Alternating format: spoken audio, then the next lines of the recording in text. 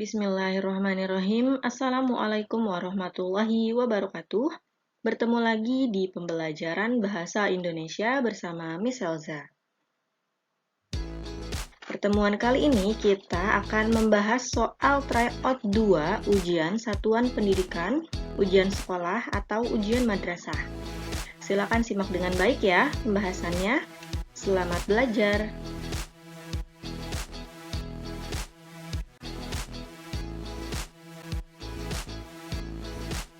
Soal tryout ini terdiri dari 35 soal pilihan ganda dan 5 soal esai. Untuk pembahasan kali ini, kita mulai dari 15 soal pertama pilihan ganda, yaitu nomor 1 sampai nomor 15.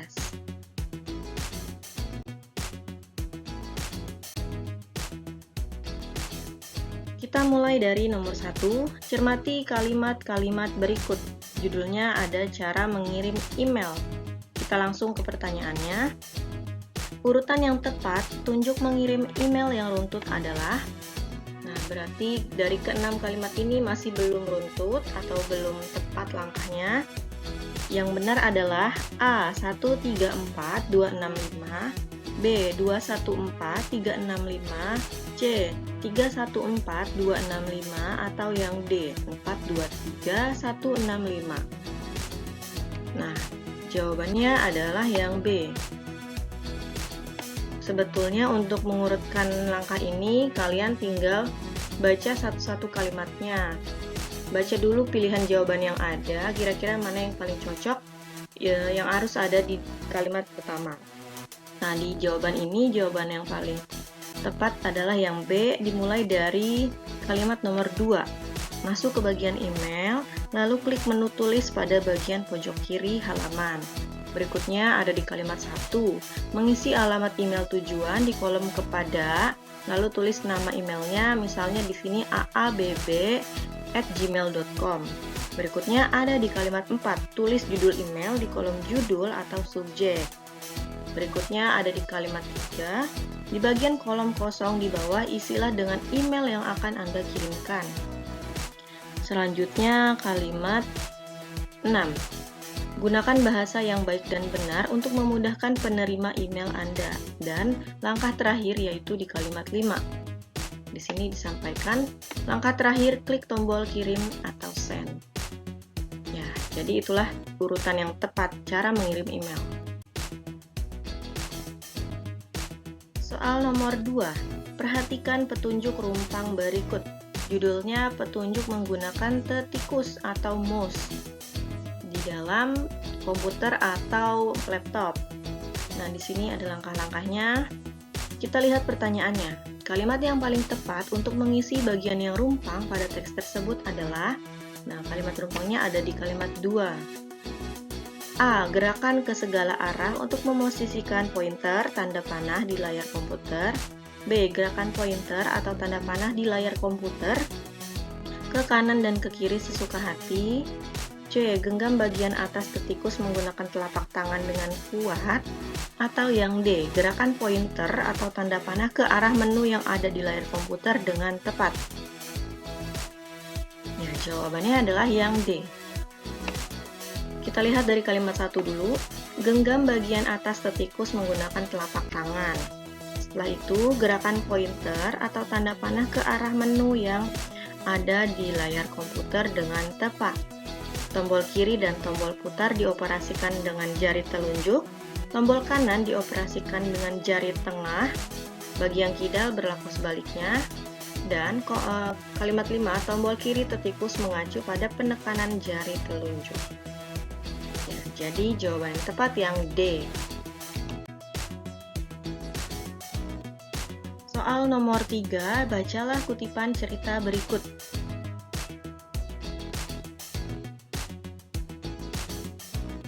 Kita lihat ke soalnya.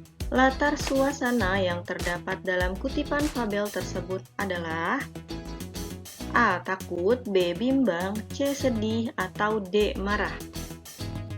Nah, kita baca dulu kutipannya. Jawabannya adalah yang C. Latar suasananya sedih. Kenapa sedih? Di hutan yang rindang hidup seekor anak landak yang kesepian. Namanya Landi. Ia tidak mempunyai teman karena teman-temannya takut tertusuk duri tajam yang ada di badannya. Nah, jadi Landi merasa sedih karena ia kesepian, tidak mempunyai teman. Karena kenapa? Teman-temannya takut ia tertusuk duri yang ada di dalam badan si Landi. Ya, jadi suasananya adalah sedih. Soal nomor 4, bacalah kutipan fabel berikut. Nah, boleh dibaca, tapi kita utamakan untuk membaca pertanyaannya terlebih dahulu. Makna kata lembah dalam kutipan fabel tersebut adalah A. Tanah tinggi di atas gunung, B. Tanah rendah di kaki gunung, C. Tanah cekung di pegunungan, atau yang D. Tanah miring di gunung. Nah, di dalam KBBI, makna lembah adalah tanah rendah, di kiri kanan sungai, di kaki gunung atau ngarai. Berarti jawaban yang tepat adalah yang B. Lembah adalah tanah rendah di kaki gunung.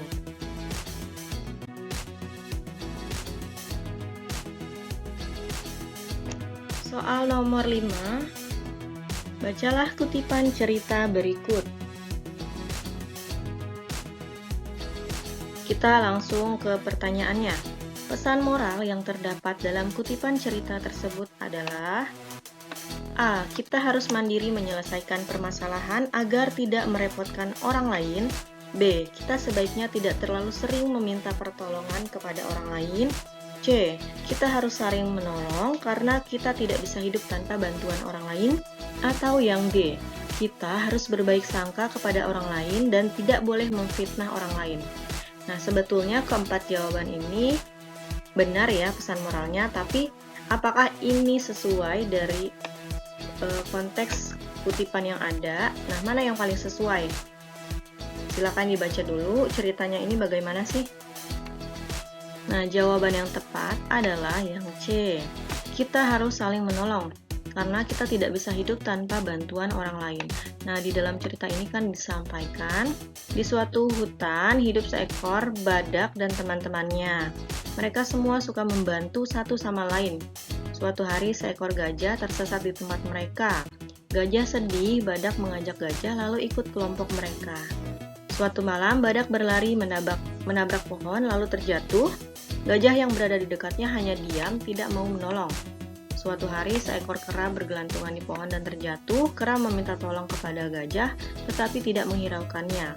Sampai pada suatu hari gajah sedang minum dan terpeleset di sungai. Seekor buaya ingin memangsanya, gajah berteriak minta tolong. Tidak lama kemudian, badak dan kera menolongnya.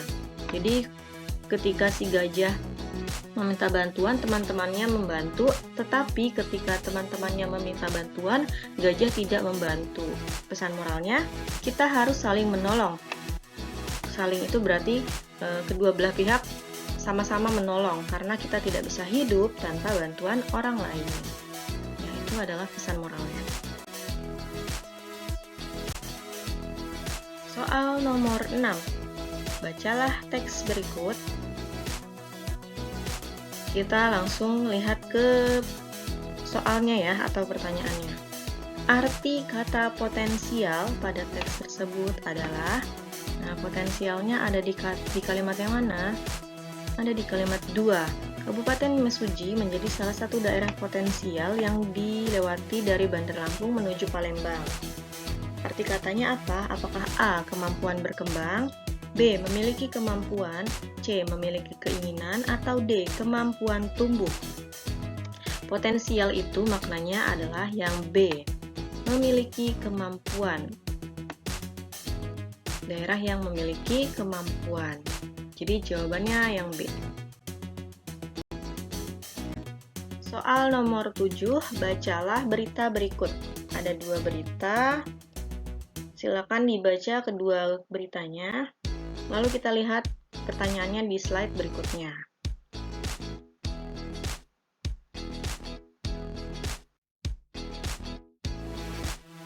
Soal nomor 7, pertanyaannya, perbedaan penyajian kedua teks berita tersebut adalah, nah silakan dicari berarti perbedaan unsur adik Simba atau 5W+1H-nya dari kedua berita yang ada tadi? Jawabannya yang B. Teks berita 1 diawali ada apa, di mana, kapan, siapa. Teks berita 2 ada unsur apa, di mana, kapan, mengapa, dan siapa. Nah, di teks berita 1, apa yang terjadi atau apa yang diberitakan yaitu pesawat Batik Air dengan rute penerbangan Jakarta-Yogyakarta tergelincir keluar landasan Bandar Udara Adi Sucipto. Di mana? Di Bandar Udara Adi Sucipto. Nah, di sini unsur kedua di mana? Unsur ketiganya kapan? Ada lagi disampaikan Jumat 6 November 2015. Berikutnya ada unsur siapa. Siapa yang mengatakan, yaitu menurut Marsekal Pertama Imran Baidrus, Komandan Landasan Udara Adi Sucipto. Nah, itu unsur pada teks berita 1. Unsur teks berita 2 diawali dengan apa? Apa yang terjadi atau apa yang diberitakan? Yaitu pesawat maskapai penerbangan Batik Air dengan nomor penerbangan 6380 tergelincir. Berikutnya ada unsur di mana, yaitu di Bandar Udara Adi Sucipto, Yogyakarta. Kapan? Pada Jumat 6 November 2015 siang. Lalu ada unsur mengapa. Mengapa pesawat tersebut bisa tergelincir? Pesawat yang bertolak dari Jakarta ke Yogyakarta ini tergelincir karena hujan deras yang turun Jumat siang ini. Nah, jadi ada kata mengapa, jawabannya adalah karena. Berikutnya ada unsur siapa. Siapa yang mengatakan atau yang mengkonfirmasi? Kabar tersebut dibenarkan oleh General Affairs and Communication Sections Head PT Angkasa Pura I Bandar Udara Adi Sucipto, Yogyakarta, yaitu Edwin Wibiwo. Jadi unsur yang tepat ada di pilihan jawaban yang B. Soal nomor 8, bacalah berita berikut. Ada 2 teks berita lagi ya. Nah, dua-duanya silakan dibaca.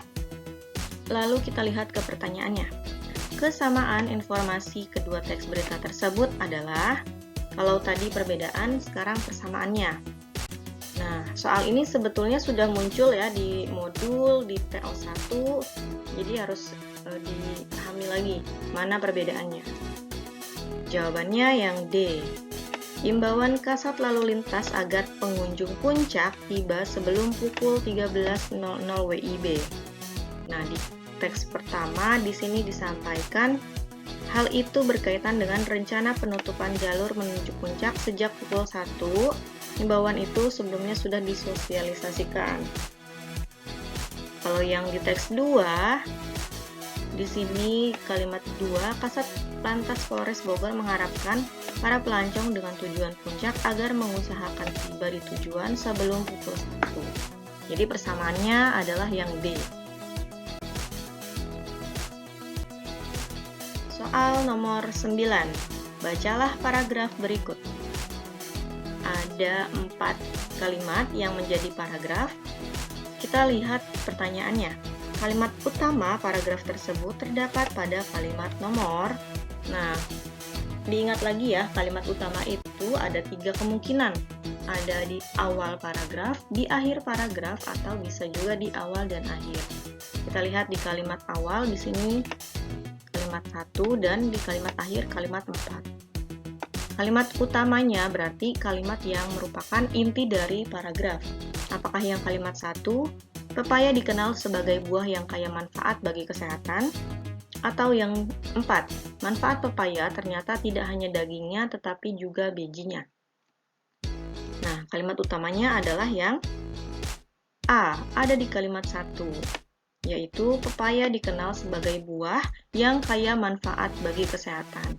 Nah, di kalimat berikutnya disampaikan ada kandungan berupa beta-karoten, merupakan antioksidan untuk menangkal radikal bebas. Nah, pepaya juga kaya vitamin C dan serat tinggi yang bermanfaat untuk memperlancar buang air besar. Jadi, kutipan yang kalimat pertama ini manfaatnya disampaikan di kalimat berikutnya. Jadi, kalimat utamanya ada di kalimat 1. Soal nomor 10, bacalah paragraf berikut. Nah, kita langsung lihat ke pertanyaannya. Gagasan utama paragraf tersebut yaitu A. Gejala umum anemia gizi adalah lemah, letih, lesu, dan mudah lelah. B. Anemia gizi besi diderita oleh banyak wanita hamil, anak sekolah, dan balita. C. Kekurangan zat besi secara berkelanjutan dapat menimbulkan penyakit anemia. Atau yang D. Anemia gizi besi dapat dicegah dengan mengonsumsi makanan sumber zat besi. Gagasan utama itu apa? Ada di dalam kalimat utama. Kalimat utama tadi ada di awal, di akhir, atau di awal dan akhir. Nah, kalimat utamanya ada di awal. Kekurangan zat besi secara berkelanjutan dapat menimbulkan penyakit anemia. Berarti gagasan utamanya yang sesuai dengan kalimat satu ini apa? Ada yang di jawaban yang C. Kekurangan zat besi secara berkelanjutan dapat menimbulkan penyakit anemia. Soal nomor 11. Perhatikan kedua puisi berikut. Puisi yang pertama judulnya Berjalan Dalam Gelap. Puisi yang kedua Kepergian. Perbedaan amanat kedua puisi tersebut adalah A. Puisi 1, meskipun tunanetra, seseorang tetap bersemangat. Puisi 2, Tuhan menyukai hambanya yang bertobat. Yang B. Puisi 1, pantang menyerah dan tetap bersemangat. Puisi 2-nya, kesedihan harus segera diakhiri karena tidak akan menghasilkan apapun. Yang C. Puisi 1, berkorbanlah demi orang lain. Puisi 2-nya, jangan terlalu menangisi kepergian seseorang. Yang D. Puisi 1, tunanetra bukanlah suatu kelemahan. Puisi 2-nya, cinta merupakan anugerah Tuhan kepada setiap manusia. Sebetulnya amanatnya benar semua, hanya saja kita lihat di kutipan puisinya mana yang paling sesuai. Nah, jawabannya yang B. Puisi 1, pantang menyerah dan tetap bersemangat. Nah, di sini disampaikan, semangatmu yang hebat, kau seperti orang yang dapat melihat. Puisi 2-nya, kesedihan harus segera diakhiri karena tidak akan menghasilkan apapun. Habis sudah air mataku untuk menangisi kepergianmu. Tangisan bagai tak berguna, tak dapat membuatmu kembali bangkit dari koikmu. Ya, memang kesedihan itu harus segera diakhiri karena tidak akan menghasilkan apapun. Jadi jawaban yang tepat yang B. Soal nomor 12. Perhatikan kutipan puisi berikut. Judulnya adalah Guru.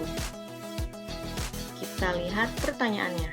Larik bermajas pada puisi tersebut ditandai nomor A1, B2, C3, atau D4.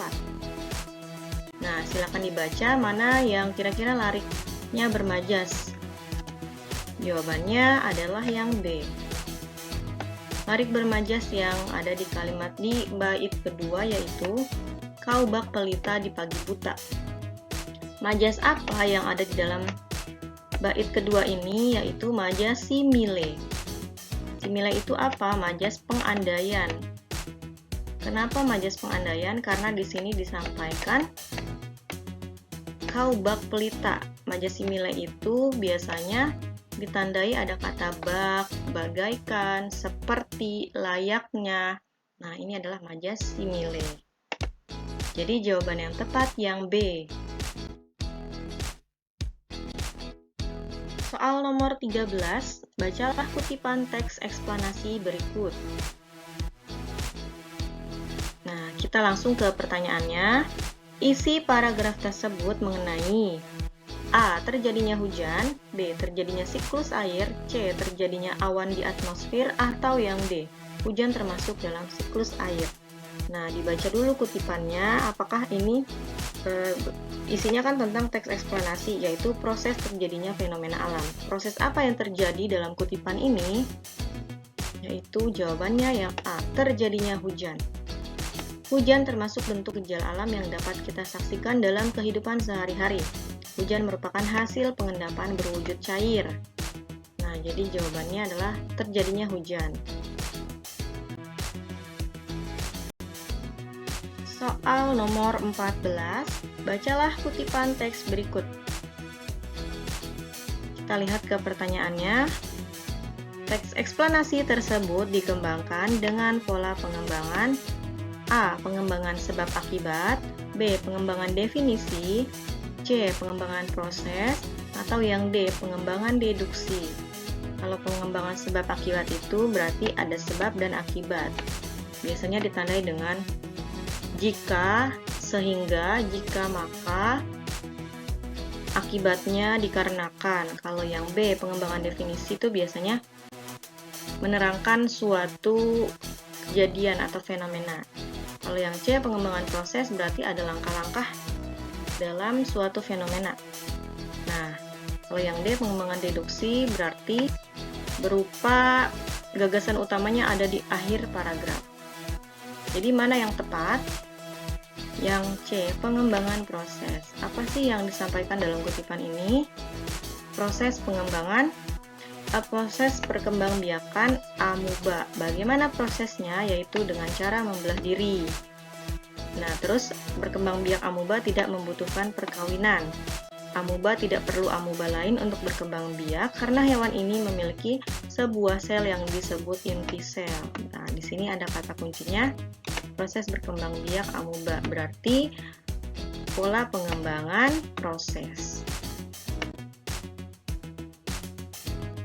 Soal nomor 15 dan yang terakhir di part 1. Perhatikan data buku berikut. Ada judul buku, penulis, penerbit, tahun terbit, keunggulan dan kelemahan. Pertanyaannya, teks ulasan yang tepat berdasarkan data buku tersebut adalah, nah ini tinggal dicari pilihan jawaban A, B, C, D yang paling sesuai dengan data buku yang ada. Jawabannya yang mana? Jawabannya yang A. Buku Jangan Mau Jadi Pembolos karya Edi Warsidi dengan penerbit CV Alibaba Manokawi tahun 2010 ini cukup berhasil mengemas penyampaiannya. Penampilannya yang lugas dan gaya bahasa sehari-hari menambah daya tarik. Nah, di sini juga disampaikan. Lalu sayangnya sampul buku kurang sesuai. Ya, paling tepat yang A. Kalau yang B, kenapa kurang tepat? Karena tidak dilengkapi dengan judul buku. Kalau yang C, di sini sayangnya sampul buku kurang sesuai dan membuat pembaca jenuh. Sedangkan di dalam kutipannya, di dalam data buku tidak ada kata membuat pembaca jenuh. Kalau yang D, tidak tepatnya karena ada kata kurang berhasil mengemas penyampaiannya. Jadi yang paling tepat yang A. Ya, alhamdulillahirabbil alamin. Cukup sekian untuk pembahasan tryout 1 pada pembahasan soal nomor 1 sampai nomor 15. Kita bertemu lagi di video berikutnya. Terima kasih telah menyimak videonya dengan baik. Mudah-mudahan bisa bermanfaat. Mohon maaf apabila ada kesalahan. Saya akhiri, wassalamualaikum warahmatullahi wabarakatuh.